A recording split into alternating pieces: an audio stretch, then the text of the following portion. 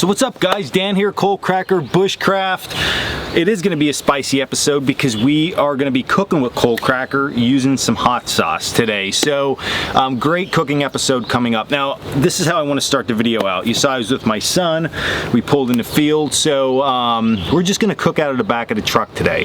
But the reason that I wanted to do this was because this recipe is a great like first night at camp recipe. So here's what I mean by that. A lot of people that are going to go camping, get off work on Friday, and then head out to their favorite camping spot. Sometimes it requires some travel. So by the time you get there, it's either late and you're just like, we should have just ate on the road. Like, that's a negative, right? You're going camping. Or you're throwing something together or eating sandwiches or something at camp. Again, negative. We can have such better food. That's like such a highlight of camp life. And I know better than anybody that if you're the camper in the family, the outdoors person in the family, it is literally mayhem when you pull into a campsite. The kids are running all over the place. Your significant other is usually probably complaining about something or bugs or they forgot something. The car is exploding with gear. You got to set up tents. You got to make everybody comfortable. They can't start the fire, they're not sure what to cook, all that stuff, until you can literally settle down the next day and get everybody on page. So today's recipe is going to be something that you can really easily cook at home or just very easily cook that night when you get into camp, because it does not take long and it's absolutely delicious. So without further ado, today's recipe on cooking with Coalcracker is going to be buffalo chicken mac and cheese. Wait till you see how easy this thing is. And then we'll talk about the alternatives if you're not just cooking on a small camp stove like I am, how you can do this over a campfire quick and easy. It's like, Alright, so we're gonna get our food out of our refrigerator in the back, which I have had a lot of questions in the past videos after I showed my truck loadout. Gosh, the bugs in here are crazy. But anyway, so I showed that video and people had a lot of questions about refrigerators for their units. So we'll do a comprehensive review on this itself. And but once I get my food, I also want to talk about power sources because that's today's sponsor is Anker battery. So let's get the food first. Alright, so when it comes to power in the vehicle, this is what we run. It's an Anker 757 power station. The thing is an absolute beast. Now I wanted to go with a battery like this compared to their 521 or 535 series because I am running a lot more electronics in my vehicle once we're stopped and at camp, and I just want it to last longer overall. You saw that I have a refrigerator freezer unit, so that gets plugged into this. We have tablets, we have iPhones, we have headlamps, we have lanterns, we have YouTube equipment, all that stuff runs off of this thing. So a couple key features with this thing. Number one, it charges super quickly. If I plug this thing in the wall and it's zero, we're at around 80% in about an hour. So amazing charge speed. And that's also great for me with the Overland rig because I plug it into my onboard power source if it's dead or dying, and then as we drive and we get somewhere, we already have more power. So that's an absolute great feature. 1500 watts of output power. The way this battery is built also, it won't degrade over time, the battery's health. So normally when you charge a battery and it uncharges and you recharge it, the health and the state of the battery decreases, okay? This will go 3,000 cycles before that even starts to happen.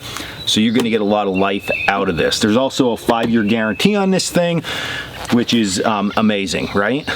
And then what I'm really excited about with this battery is that it's also solar compatible. So that is on my list of things to get. And I'm still trying to decide to put the solar up on my roof rack and have it that it can just charge while it's working all the time, or we're gonna have portable solar panels. So that one I'm gonna figure out yet. As far as just the unit itself, you charge it on the back side here.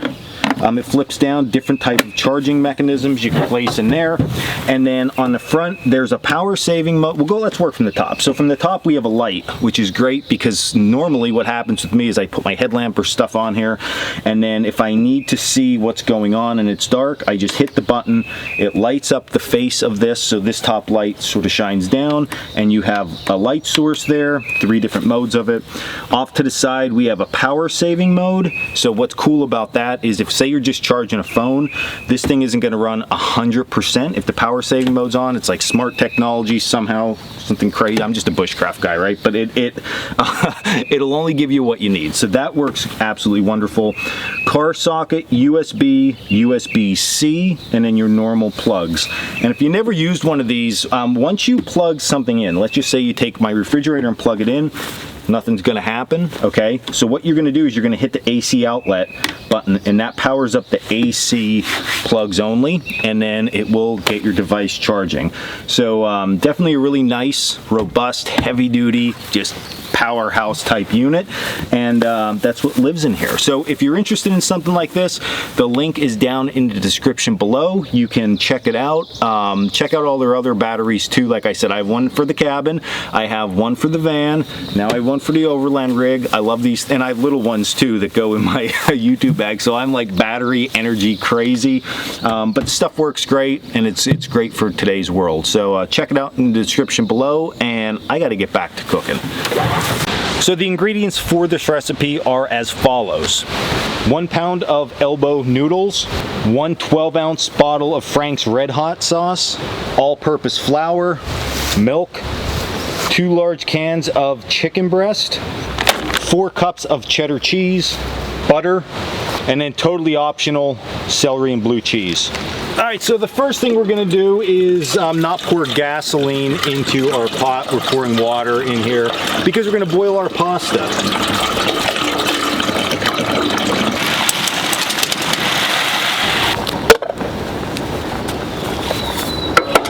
So while that butter is melting, again, you want to do that on a very low temperature, be it on your camp stove or on your campfire, low temperature. Once that starts to melt, you're going to mix in a 1/2 cup of all-purpose flour, whisk it, and it's going to start to dissolve inside that butter. You can get it everywhere because you're in the woods.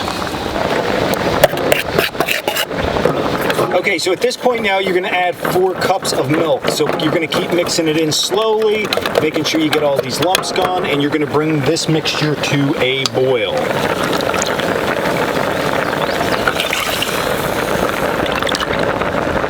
I'm gonna put 2 cups in now, cook it a little bit, and then add 2 more. All right, so once your noodles are done, you wanna drain that off, just like this. Just don't pour it on your toes, not good. And then we're just gonna let these hot noodles in this container for right now, because we can add that mixture to this to finish up the meal here in a little bit. Okay, so my milk and butter and flour mixture is starting to get to a boil. Now, of course, you really need to keep an eye on that. You want to keep mixing it. There's a possibility you can burn that. If not, so you really need to keep on mixing that thing. Now, what we're going to do at this point is we're going to add all our cheese to that mixture, almost all the cheese, and then we are going to add a 1/2 cup of Frank's Red Hot sauce. All right, more cheese, why not? I'm not gonna add all of this. Of course, 4 cups would be your total amount that you want in here. I want a little bit to be able to top this off with. So now we're gonna keep cooking this until all the cheese melts and it's not one big glob inside, and it looks just absolutely delicious. So as that cheese and butter and milk mixture is finishing up there and it's all melting together, you're gonna take your Frank's Red Hot and you are gonna put a 1/2 cup. You want a little bit spicier, more. What I like to do though is I like to do the 1/2 cup situation here, and then if people want it spicier, they can always add it after the fact.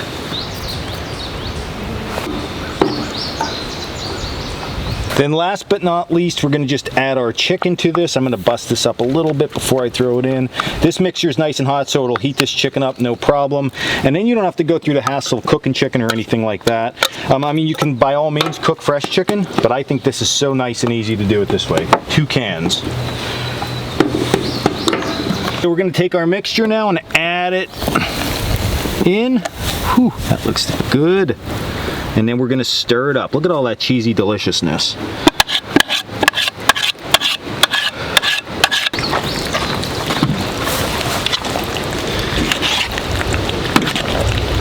So last but not least, if you want to garnish this, I would definitely say go with celery. You know, you're doing, it's almost like a buffalo wing we're getting to eat here, right?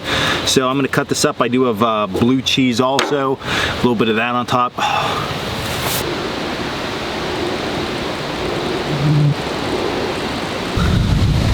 Alright guys, so check this out. All finished up. I garnished mine with a little bit of blue cheese, some more Frank's Red Hot. Jack's just plain old mac and cheese. So we're going to give it a shot here. He already knows what it tastes like because we've eaten this before. Yeah, that's good. Spicy, right? Yeah. Not enough for him. He cannot get enough spice in his life. Yeah, it's not that spicy. So it's a little spicy. We'll put hot peppers in his next time and really fix them. But it's good, isn't it? Yeah. So, very quick process to make. Yes, you got to mix a couple ingredients, but here's the upside to this. You can easily make this over a campfire. You have your Dutch oven. You can also use a pot, and you can make this up really quick and really easy that way. The nice part of this though, that if you have a Dutch oven, you can really easily make this in the Dutch oven also, and then when it's done, you can take some breadcrumbs and you can put it over the top of it, put the coals on top of the Dutch oven and let it bake to get like a crispy, cheesy crust on the top. That is absolutely spectacular doing it that way. As you saw here, I did it on a camp stove. But the cool thing with this is you can make this at home. So if you know you're going camping on Friday and you're going to be getting into camp late, just make it at home. It heats up really, really well, and you'll have yourself a good meal when you roll in. So, good, right? Yeah. All right, so that's going to conclude today's video. Recipe will be down in the link below. We're also going to put it on the blog. It'll take a little bit to get up there on our website, so you can go check that out. Also, if you're interested in an Anker battery, click the link below, because that thing does it. That's what I was like. That is the heart of our power supply here at camp, and we have a lot of stuff we use power for. So definitely a great system and a great way to run everything while you're in camp. But for now, we got to get back to eating and playing in the dirt, right, bud? Yeah. All right. So thanks for joining us for another episode of Cooking with Coalcracker. We really appreciate you viewing this video. If you really like it, hit the subscribe link below. You can also check us out over at coalcrackerbushcraft.com, and you can finish it off. Stay in the woods.